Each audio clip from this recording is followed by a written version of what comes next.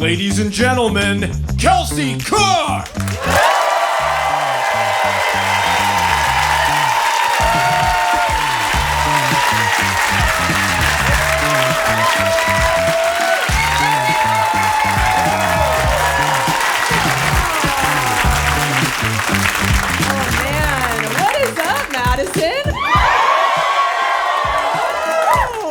Thank you guys so much for coming out tonight. I'm so excited to be here.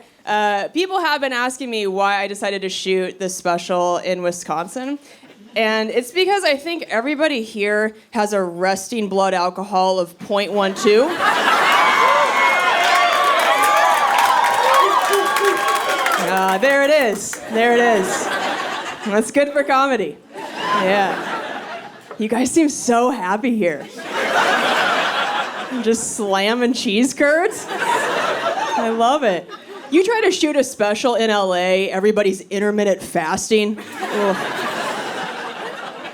I feel like intermittent fasting means something different in the Midwest.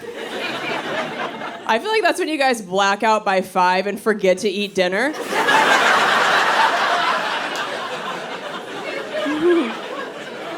You just wake up the next morning like, I feel good.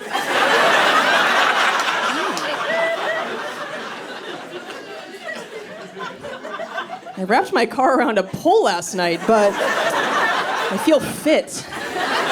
Lean. I thought it'd also be fun to shoot it here since I'm now also a Midwesterner. Yeah. Thank you. Yeah, I moved to Minnesota last year in the month of January. And that's how you die. 8-month winters are fucking brutal. God.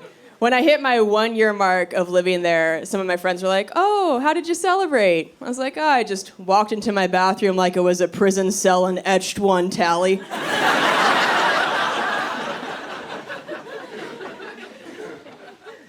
I did learn a lot by moving there then. I learned that God forbid you try using a bidet there in the winter.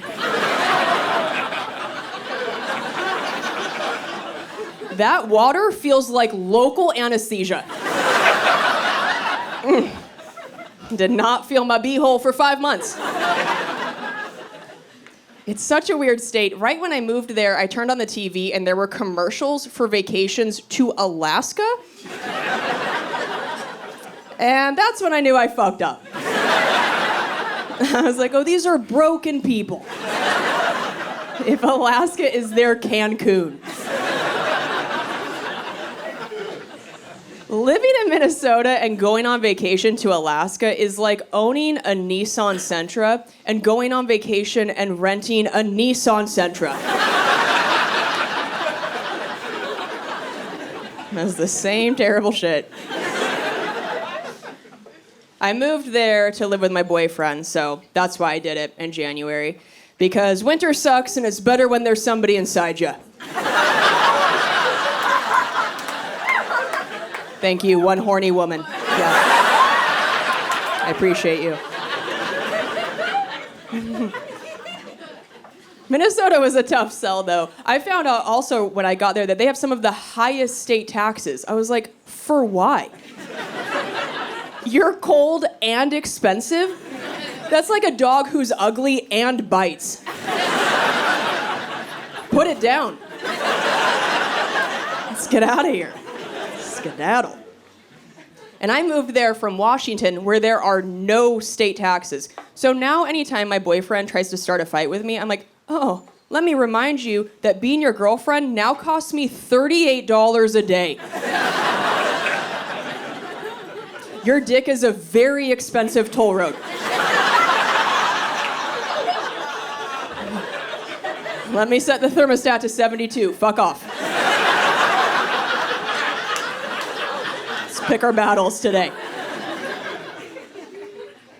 When he and I got together, we had that conversation about labels because I felt ready to be called boyfriend and girlfriend, and he goes, you know, being in my 40s, I feel like I'm a little old to be called somebody's boyfriend, but if you call me your man friend, it sounds like I'm not allowed in your playgrounds. I was like, all right, well, what are you gonna call me? And he goes, I'll just be like, this is my lady.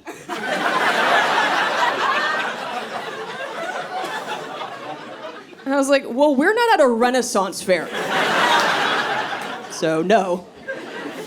Also, I can't use the equivalent of that. I can't be like, Mom, Dad, I'd like you to meet my lord.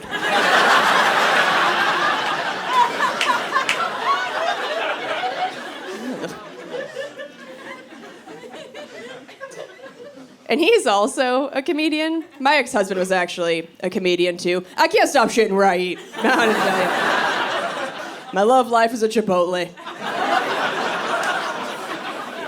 Just keep the eating and shitting all under one roof. It's very convenient, very farm to table, you know. They're right there.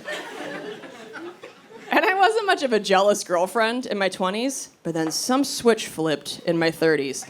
And now when I see somebody hit on the person I'm with, I just feel myself anamorph into the cast of Jersey Shore. I am ready to brawl. And he does get hit on. When he walks on stage, women whistle at him. And at comedy clubs, there's usually a security guard in the back to kick people out in case they heckle. So at his shows, I've just started to stand next to the security guard.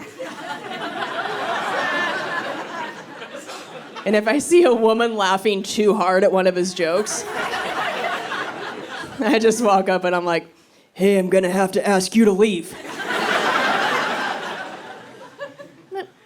He's my favorite comedian. Well, he's my lord. Scoot, beat it.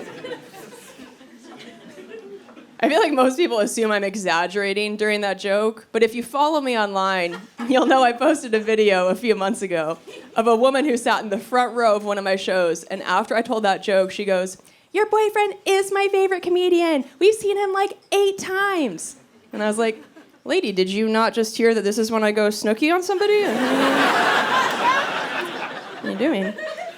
And she doubled down. She's like, he's so cute. He's so hot. And he responds to my Instagram comments.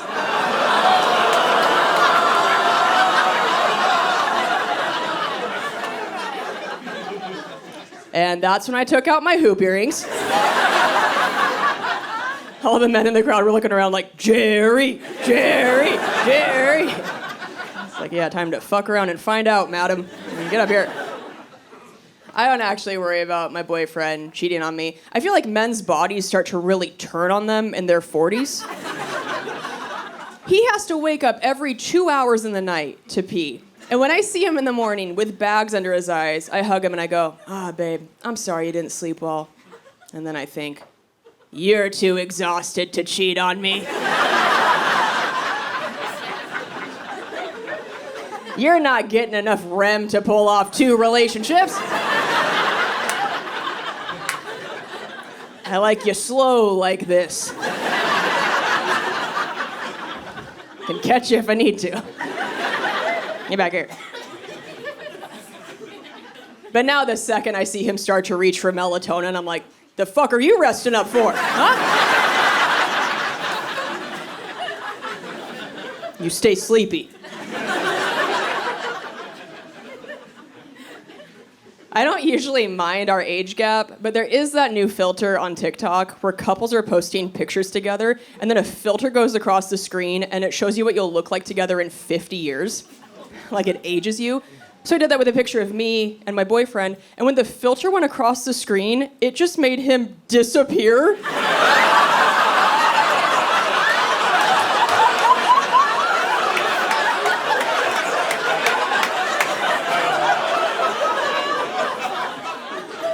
It was just me holding an urn. I was like, what? No, please. And my boyfriend was like, I want to see the picture. I was like, oh, my phone died. And so did you. What am I going to do? He does hate that he looks older than me. He's been trying to get me to look older faster. I think he wants to, like, microwave my face. On my birthday, as a prank, he hid all of my expensive skin creams, and when I opened my bathroom cupboard, there was just a pack of cigarettes. Like a tanning bed coupon. Well, be careful what you wish for. You're gonna wake up next to Mick Jagger. I have been telling my single friends that they should date somebody older than them. It's the best. They got their lives together. They're financially secure. My boyfriend has a lake cabin. You think I give a shit that he has a fake hip? I don't. I don't need somebody to be able to jump rope to get me wet. I'm riding on a jet ski. I'm coming 5 times on that thing anyway. My boyfriend shows me his credit score while we're on the jet ski. I'm like, oh my God. Our neighbors are like, wow, look at all the water coming off that thing. I'm like, that's not water, Diane. That's all me, baby. Happy 4th. Peace be with you. I will say, if you date somebody older than you, sometimes people think you have daddy issues. And they're right. My dad was an international yo-yo man for a living. That sentence should not even exist. I don't know if when you were growing up, a guy came to your school and did yo-yo demonstrations. Yeah, that's the man who made me. That's not great. I do love my dad. I think he gave me a very specific amount of daddy issues. Like, I have enough to have become a comedian, but not enough to have an OnlyFans. My dad's just a little too supportive for me to have one of those. If I tried to post my boobs online behind a paywall and posted some link that was like, for my biggest fans only, my dad would read that and go, well, I'm obviously my daughter's biggest fan. Oh, God, no. No. Kelsey Evelyn.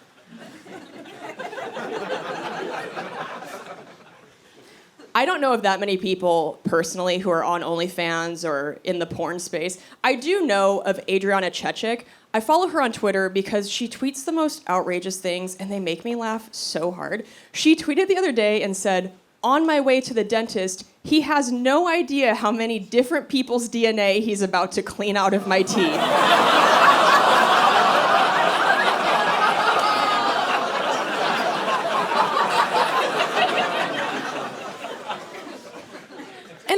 Some dirty things up here, but I read that and was like, my heavens.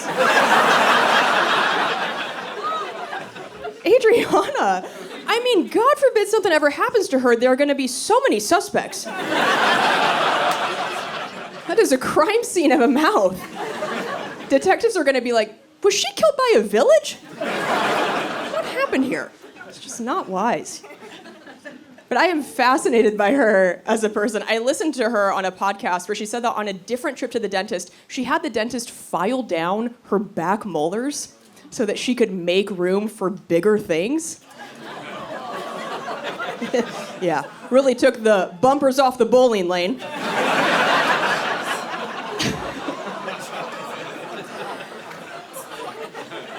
And I heard that and was like, what a commitment to the craft. I mean, I'm not even willing to wear heels up here for you folks. She's out there changing her dental records. Good Christ, what a go-getter. I told that joke in Grand Rapids a few months ago where nothing good ever happens. And there was a dentist in the crowd, and she was blackout drunk. And she starts shouting, she goes, we can tell when somebody's in porn. And I was like, well, none of us are going to be able to move on with our lives until you tell us. The floor is yours, okay? You have hijacked the show. And she goes, they have suction on the roof of their mouth. I was like the ghost of a blowjob? What are you talking about? That is so not how I thought you would be able to tell, right? I thought she was going to say that when they put the little vacuum hose in there, that the person's like, they're like, hey.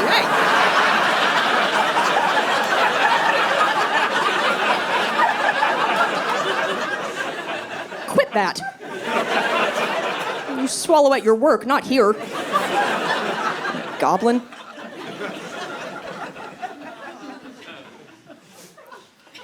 I know that I have to have some daddy issues because my boyfriend's name is Chad. The sounds of disapproval. Yeah, you don't date a Chad unless you come from deep white trash.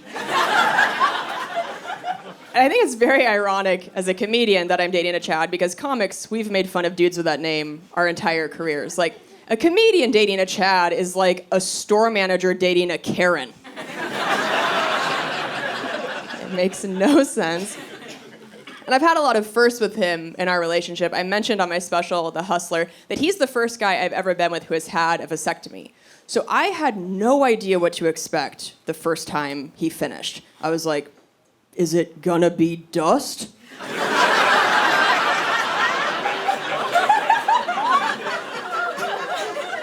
Like when you blow into a Nintendo cartridge, it's like, my eyes. I had no idea what was gonna happen. So I decided to do some research in a lab called my mouth. And you're welcome, we're all adults here. And I'm happy to report my findings that I believe it's essentially diet cum.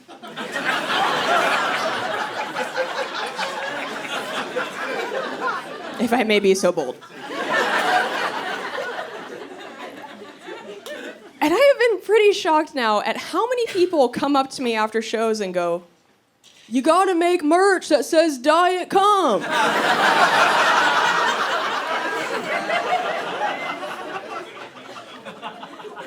And I'm like, who would wear that?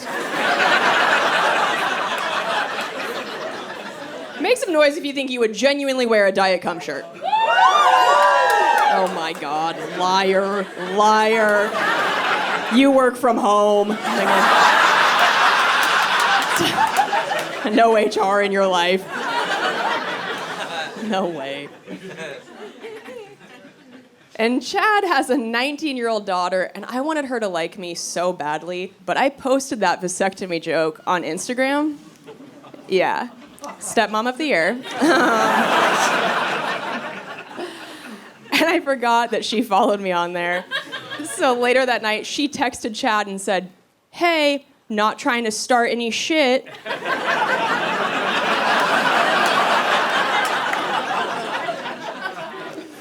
But just thought you should know, I definitely unfollowed your girlfriend today. And I thought, well, it's probably a good idea because I bet I'm gonna post the joke that I'm currently telling you guys, and I don't think she's gonna like this one either. By the way, I don't blame her at all for unfollowing me. I totally get it. I was just bummed because I was hoping that Instagram was gonna be how I could connect with this teenage girl, you know? Like, before I met her, my friends were like, "Oh, don't be nervous. She's gonna love you. She's gonna think it's so cool that your videos get a bunch of views." Woo! And I was like, "Oh, you mean the one about me blowing her dad?"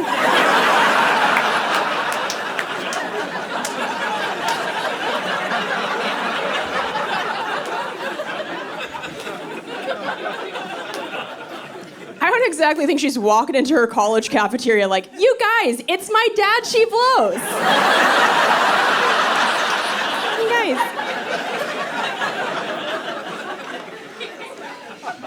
It's like my daddy issues are now giving other girls daddy issues.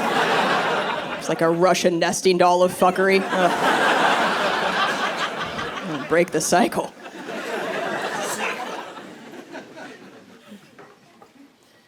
I feel like I should know more about things like vasectomies because I don't know if you guys had this in high school where you could get voted, best dressed or most athletic, but I had that in middle school. And when I was in 7th grade, I got voted most likely to become a sex ed teacher.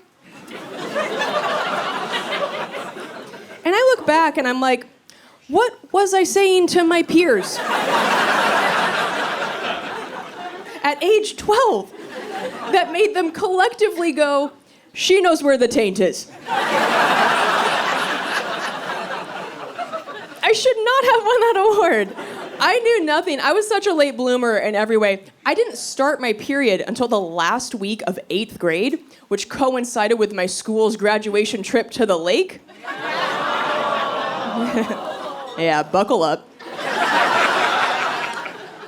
And the first time you get a period, they always tell girls, oh, don't use a tampon, wear a pad. So all my friends are in their cute little bikinis in front of the boys for the first time. I am wearing a t-shirt and giant men's and one basketball shorts. Trying to hide the outline of this massive pad, which went from belly button to middle of my back. It was like wearing a horse saddle. It's casually at the beach. And then everybody jumped in the lake, and nobody told me that you can't get in with a pad on.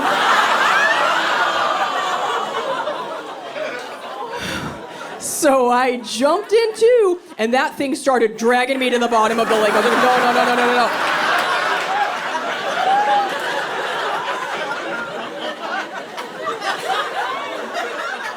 My life flashed before my eyes.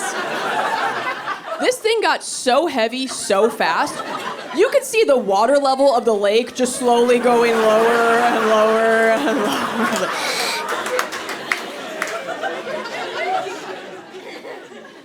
And I'm a terrible swimmer. I death gripped onto her front shoulder. She was like, what are you doing? I was like, I'm bleeding and drowning, please. Help. So people flopped me up onto the dock, and I stood up, and in front of every boy in my grade, 20 gallons of water dumped out of my shorts for 40 straight seconds. Like the world's grossest magician.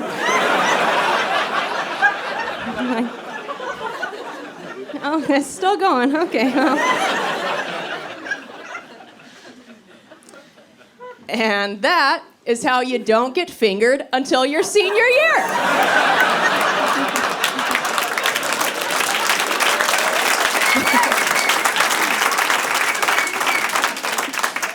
True story. I feel like all the boys in my grade were like, we've heard that wet is good, but...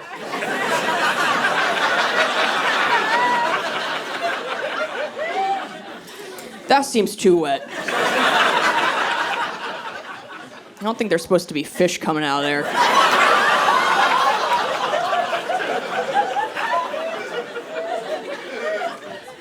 Sort of weird mermaid lady.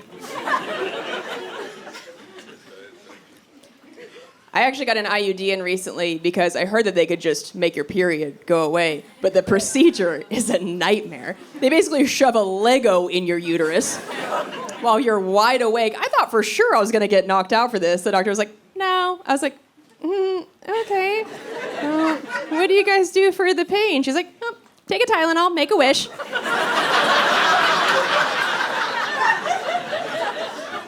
I'm like, oh, I wish you'd go fuck yourself. If you're comfortable sharing, make some noise if you have an IUD. Oh my God. Give these women a key to the city. All right? There are Avengers sitting amongst you tonight. It is insane. But I think the thing that's maybe more traumatizing than that procedure is that when you get there, they ask you to give a urine sample. And women dread giving urine samples. For dudes, you guys just whip your dong out. You aim and fire. You could probably do it blindfolded. Women giving a urine sample is like trying to get the leash out from under the dog's leg on a walk.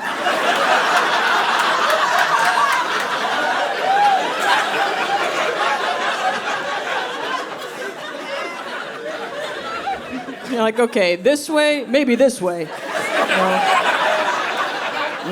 Well, am I going or you going? Well, goddammit.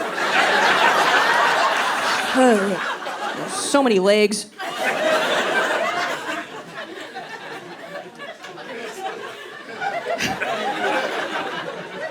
Because women only pee straight for 2 of the 20 seconds we pee. The rest of the time, it looks like somebody just poked a hole in a Capri Sun and then started stepping on it. You're like, well,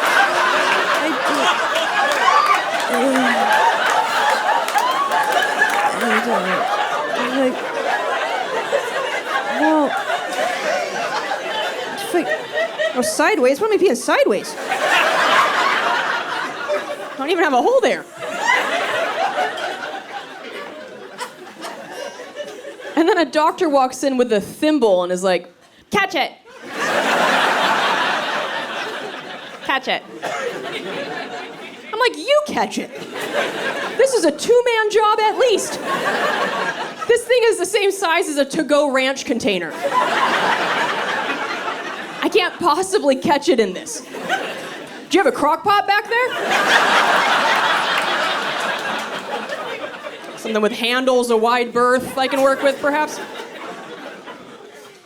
And a lot of the time, you don't know you're gonna have to give a urine sample, so you peed right before you left the house, and then you're in there trying to squeegee out 5 drops, but you don't have enough pressure in your stream for it to go out, so you just get a babbling brook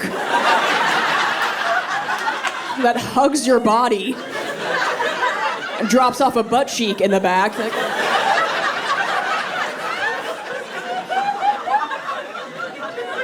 have to drop a pin on GPS to know where that fucker went. I have no idea. I can't see back there. Can't catch that.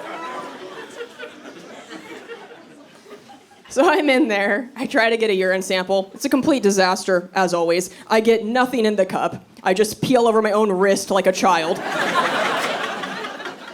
The whole thing stressed me out so much I had explosive diarrhea. I walked out of there up to the nurse. I was like, well, didn't get a urine sample, but the cup is full.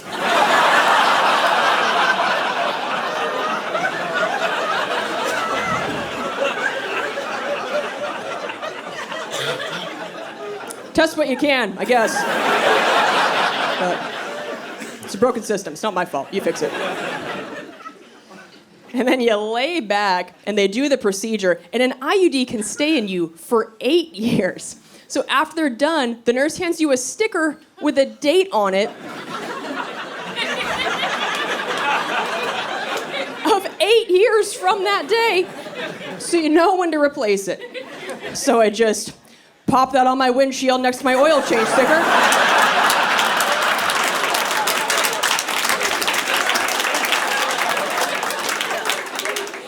Where else am I gonna put that thing? I got one that says Valvoline, one that says Volvoline. I just look at just keep an eye. I told my dad about the sticker thing, and he goes, "Oh, that's interesting. I wonder if it works the same way as a car, where it goes by either the date or the mileage."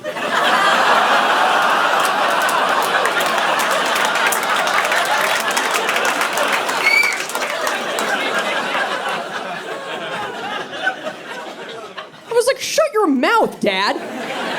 I mean, I'm definitely gonna use it on stage, but shut your mouth. Sicko. We're not friends. I don't want to joke with you like that. You're gonna make me start an OnlyFans to keep that shit up. Shut up. That's definitely not how it works, by the way. That'd be very funny to me if they were secretly putting tiny odometers. You go in for a checkup, the doctor's like, oh, somebody had a busy April. Jesus Christ. Well, no way this thing's lasting 8 years. And you're burning the tires clean off this thing. Slow down.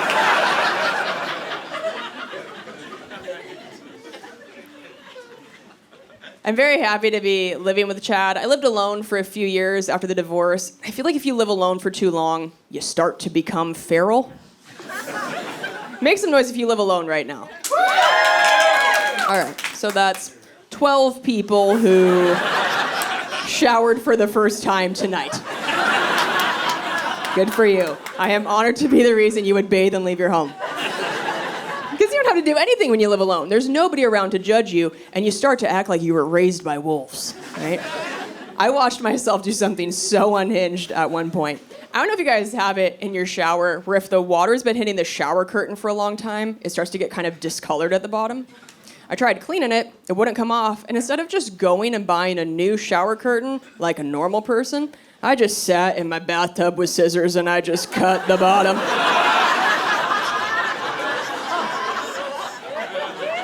I just went full meth head. I was just like, ay. Arts and crafts. I literally gave my shower bangs. It's not a mentally stable place to be in. And then, of course, it really looked like shit. So I went to Target, and they had just released fall candles. And I learned that day that if you smell candles for 30 minutes straight, you will accidentally get a little fucking high. Nothing crazy, but I'm a lightweight, and nobody in the DARE program talked to me about candles.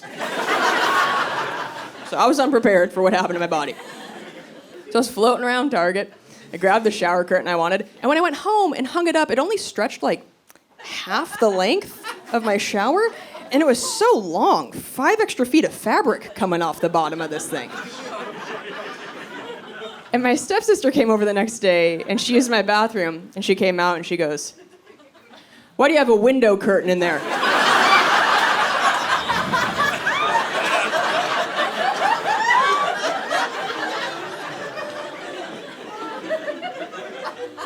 I was like, "What now?" She goes, "That's a window curtain. You didn't think it was weird that when you hung it up, there was an entire Met Gala ball gown coming off of it?" I was like, "I accidentally got fucked up on pumpkin spice and I blacked out. I don't want to talk about it. But it's fine. I can fix this." And I grabbed my scissors and I just cut the bottom. We're fine. I can feel that I'm starting to get a little too comfortable with Chad now that we live together. You know, in the beginning, you try so hard, you care what you look like. I'd go get Brazilian waxes all the time. Now I'm just trying to not scare kids at the pool.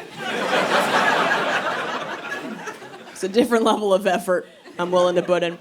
Now I just tell my wax lady the same thing that Chad tells the guy who trims his beard. I'm just like, take a little off the sides, be careful around the lips.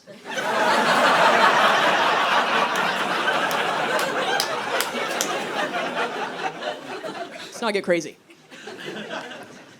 I am pretty shocked at the lengths that young girls now are willing to go to attract boys. I don't know if you guys have heard of this trend through TikTok called vabbing. Okay, I just found out about this. Apparently, some teenage girls now, before they leave the house, are sticking their fingers down there and then wiping it on their neck to try to use their pheromones to attract boys. The confidence of Gen Z is so fucking wild and truly disturbed. I mean, cold day in hell that you would catch a millennial or older wiping anything from this area on their neck like goddamn potpourri. That was so not the message taught to us about this area by our elders, right? They were like, "Hey, lock up your shame." I'm going, "Yeah, okay, yeah, okay." We didn't even want anybody to know we had a vagina. We were just walking through middle school like, "Okay, conceal and carry." Okay, nobody see it, nobody smell it. Just spraying 17 pumps of Bath & Body Works cucumber melon. Smell like every Lyft driver's car. Just insanity. Yeah, our sex ed teachers didn't talk to us about this area like it was hot sauce. They were like, "Hey y'all, it's good on everything. Get it out there." No, they talked to us about it like it was black licorice. They were like, "Hey, not everybody's gonna like that." Oh, okay. Okay. You stay humble. Yeah, okay, sure. Yeah. And we did. We're a humble generation.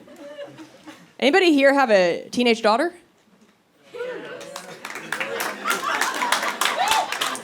Well, don't smell their neck.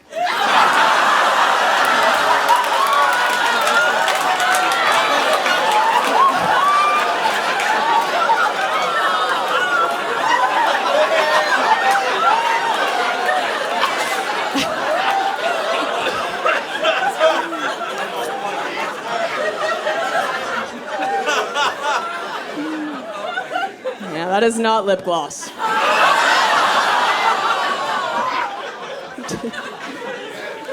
Sounds like a town hall meeting in here. You guys are like, "Hey, hey!" This is an outrage!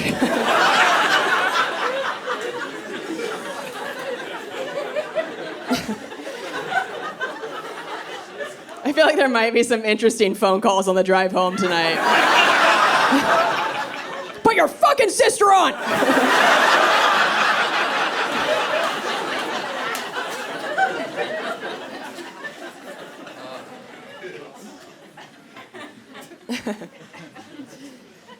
I do actually want to try and keep the magic alive with Chad for as long as I can. And my ex and I got pretty gross together toward the end. He and I always lived in a place that only had one bathroom, and he would go in there and take 45-minute man shits.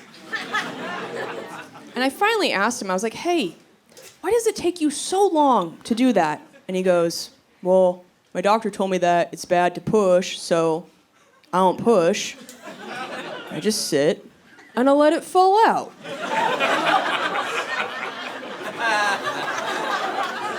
I was like, what are you, a geisha? What are you trying to take these dainty shits for? You're a man. Just grab onto something, fire it out, get the fuck out of there. We can't wait for the stars to align, Mulan. It's Sunday, we got errands to run. Go, get out. So he went in there one day for one of his sessions. And I knew it was going to be a session because I could hear him lock the door, which he always only did for number 2. And I didn't know why. I think I know now. I think you dudes have this poo phobia that while you're sitting there all vulnerable, you're afraid we're going to, like, bust the door down and jump on your lap and start tickling you.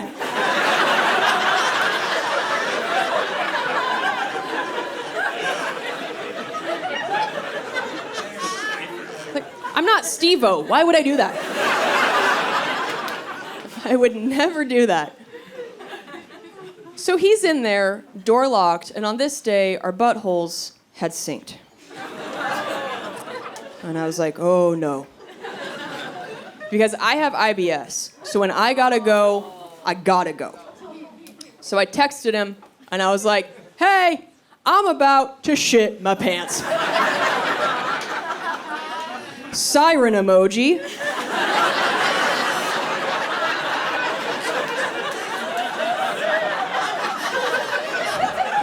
Fire emoji. Making it crystal clear. He doesn't respond. I can hear his phone get my text, and I hear him just swipe out of it and continue to watch Parks and Rec. I'm like, you motherfucker. So now I realize I do not have access to a toilet, and I've got some demons coming down the chute. I am in apocalypse survival mode. So I start frantically looking around our apartment for a substitute toilet. The first thing I see is the kitchen sink. I know. Right away I was like, too high.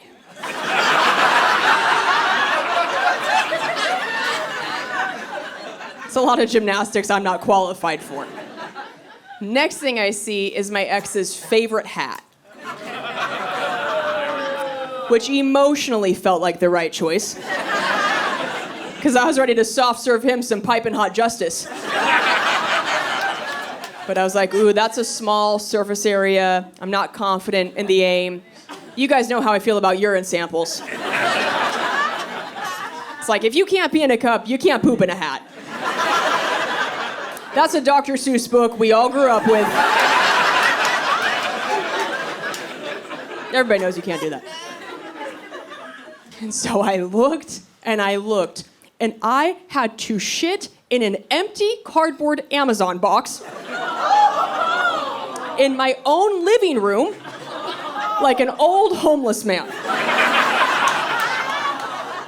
That changes you as a person. I was just squatting and crying. Our cats walked up to me and booped noses. I was like, get out of here, go. They just watched me from the corner with giant eyes. They were just looking at me like, oh, you are one of us. Neat.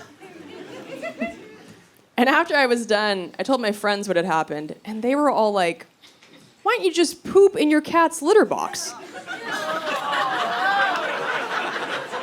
I was like, because I'm not trying to dominate them for the rest of their lives.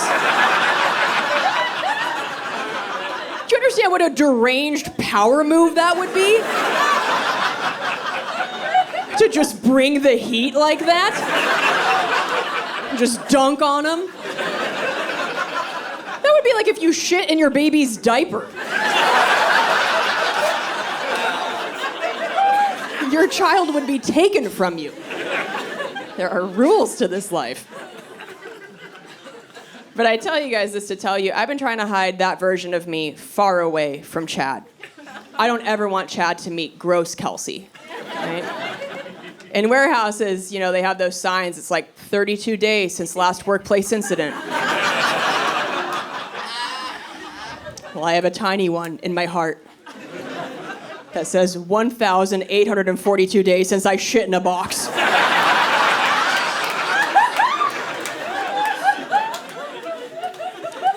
I'm trying to keep that number very high. But when Chad and I moved in together last year, we celebrated, we went out, we drank a bunch of tequila, and then the next morning, I got Chipotle. Bad choices. And we went back to our new place, and I went into one of the bathrooms to do my business. But it's a new bathroom to me, so I turned on what I thought was the fan. Turns out it was the heater. That's not what you want.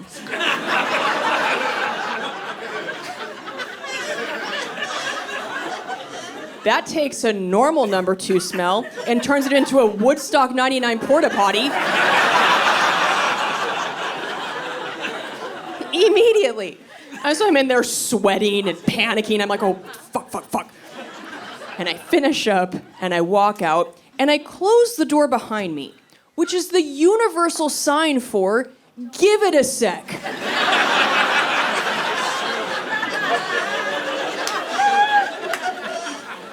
No one needs to go in here for the next 2 to 49 hours. Change your plans, change your route. Chad completely ignores this major sign that I'm throwing up at him. He just blows right by me and walks in there to get a Kleenex. My brain in slow-mo was like, don't go in there. And he came out and I was like,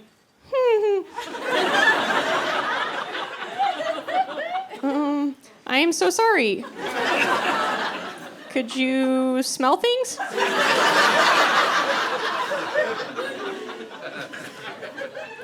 And he goes, I couldn't smell anything. You're fine.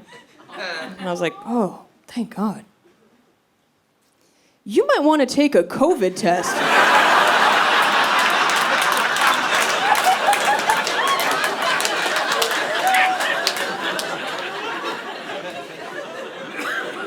Actually, don't waste a test. You have COVID.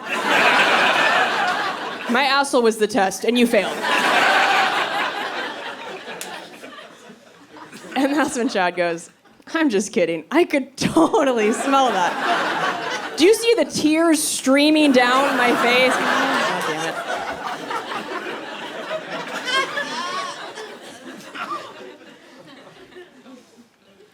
So something I've learned is that a lot of people don't realize that comedians know how to not be comedians off stage. Like, some people just think we're always set to clown mode or something.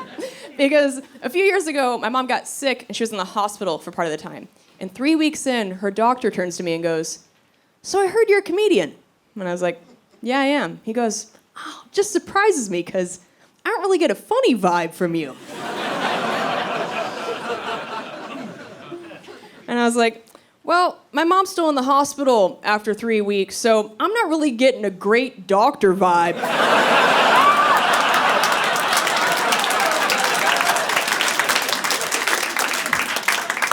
I can be petty off the clock too, bitch. I will do it for free. Also, what does a funny vibe look like to this guy? We're in a hospital. You think I'm gonna walk through the waiting room honking boobs like, hee hee hee hee hee hee hee? People People are bleeding out. You gotta clock out sometimes. But here's the thing. When my mom was in the hospital, she ended up getting diagnosed with dementia, which has, of course, been the most heartbreaking thing to go through. But she is so smart and so funny that even with dementia, she's still pretty crafty, like still tries to prank people.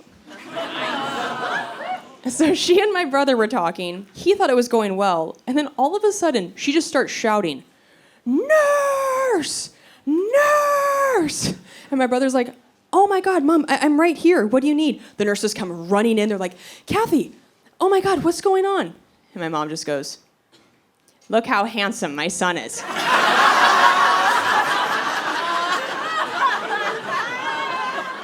like, are you out of your fucking mind?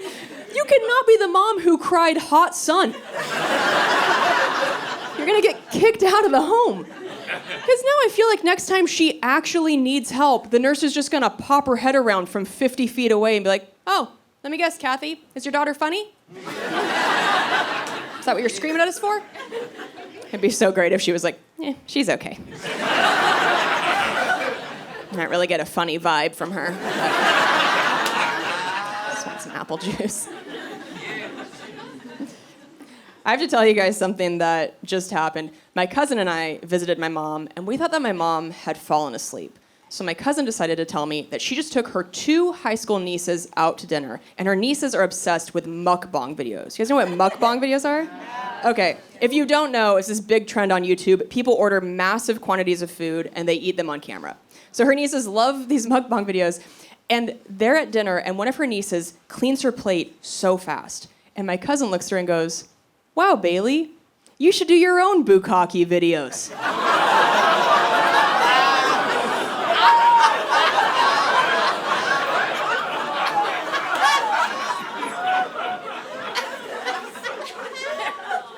And her niece went white in the face, which is very funny if you know what bukkake is.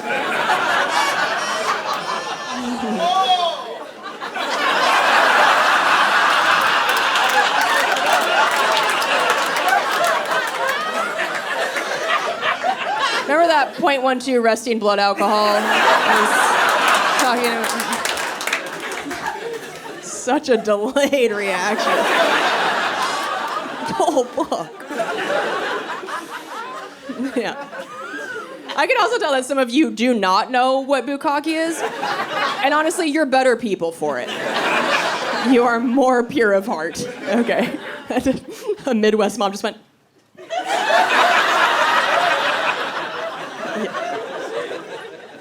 If you want to find out what it is, give it a Google later. Don't do it at work, you'll get fired. It is a finishing move in the world of porn. And I'm like dying laughing at this story. And then all of a sudden, my mom goes, "I've done bukkake once."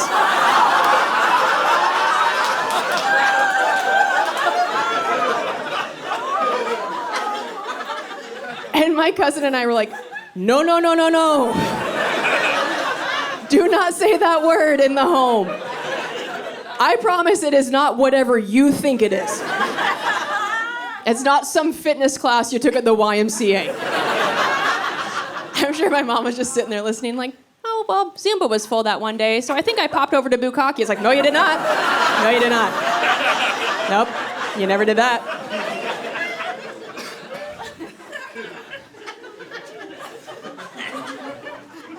And here's the thing, I always take really good care of my mom, but I took extra good care of her that day because I was like, those cannot be your last words.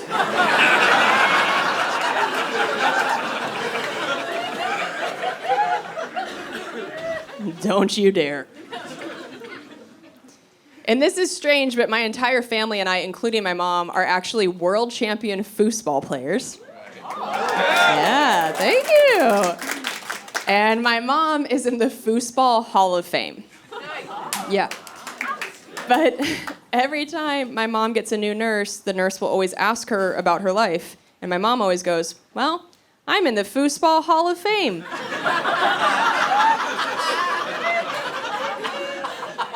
And every nurse goes, "Sure you are."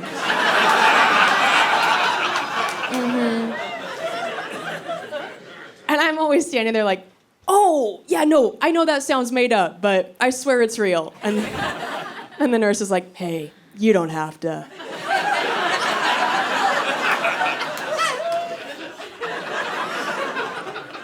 And I'm like, lady, I swear to God, I can show you her trophies, I can show you a video of her playing.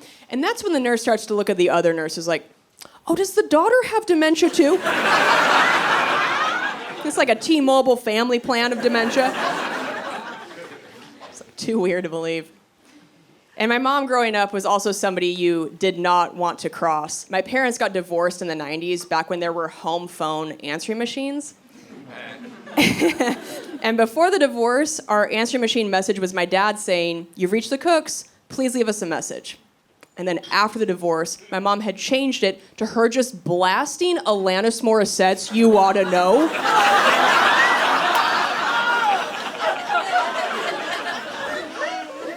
So every time my dad would call, my mom would let it go to the machine so that if he wanted to leave a message for her, every time, he first had to sit through the lyrics, and I'm here to remind you of the mess you left when you went away.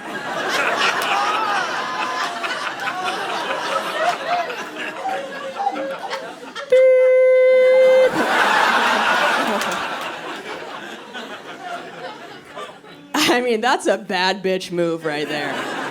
That takes balls. Because it's not like that was just the message for when my dad called. That was the message for literally anybody who called our house. So after a while, we started to get messages from people like, hey, this is Dave from Blockbuster.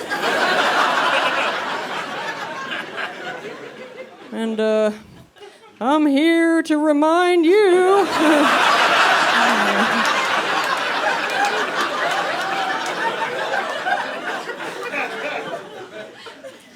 Your Space Jam VHS is overdue. Really sorry about whatever you're going through.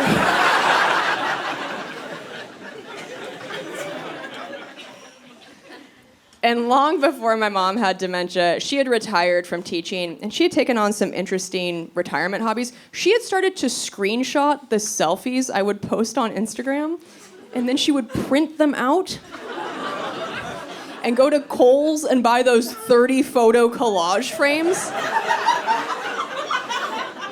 and frame my selfies. But I didn't know she was doing this until I visited home one day, and I just walked into a museum.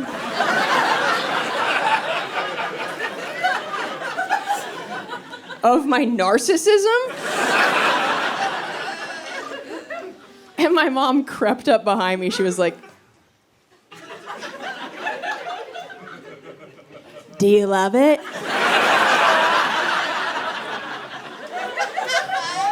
What is this, a haunted house? This is fucking horrifying. I'll never take a selfie again. This is like an intervention. But here's the thing. Nobody had taught my mom how to crop a screenshot. So all of these printed, framed photos show her phone battery percentage.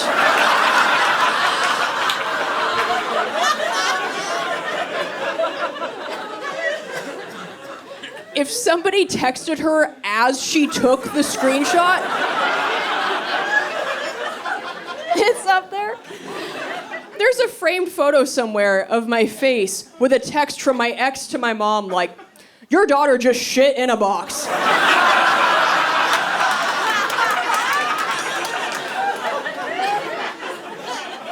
Please advise.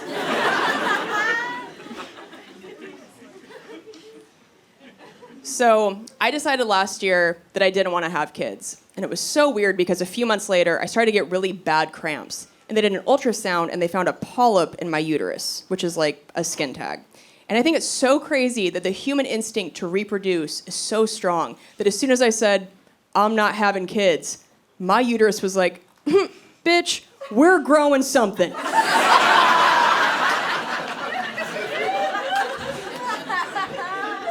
You have been zero help. You keep feeding me diet cum.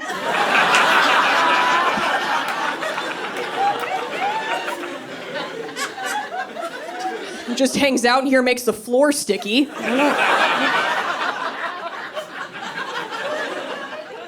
IUD doesn't know what to do with it. Chad's had a vasectomy, so there's nothing to defend. It's like 2 goalies on a soccer field with no other players.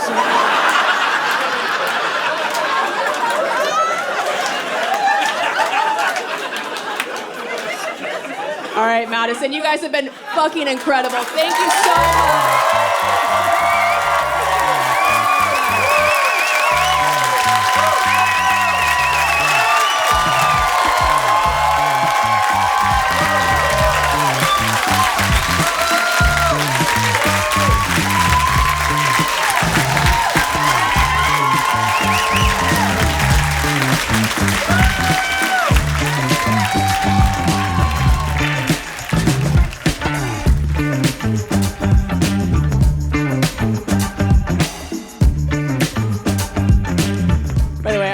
I'm trying to keep the magic alive with him. And then also this morning, I said to him, I wiped too hard and my butt crack hurts. He's like, oh, wow, I really feel the magic. Yeah, that's palpable. That probably won't stay in the special, but I just thought I'd share my morning with you fine folks.